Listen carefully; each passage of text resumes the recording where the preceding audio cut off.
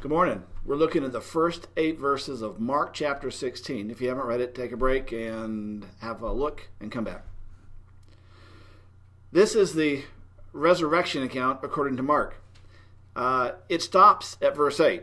Now, depending on the version and age of your Bible, you may have everything from verse 9 down in the Gospel of Mark as a footnote or as a sidebar.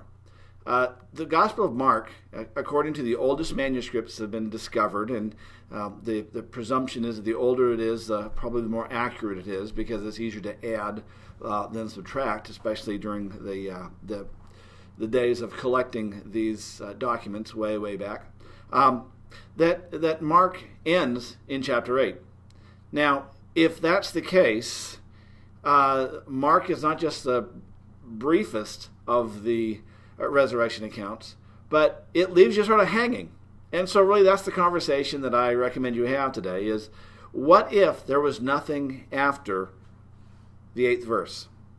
What if the last thing we have from Mark is the conversation that the women said nothing to anybody about his resurrection? What happened? What is Mark trying to get across? So it's a good conversation. And remember that Mark is the earliest account of the Gospels, most likely. That being the case, how did the resurrection accounts get such popularity?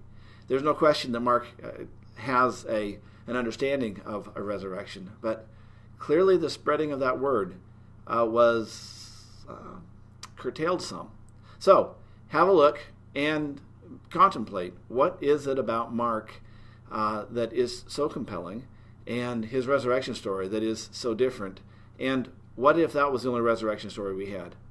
All right, see you next week.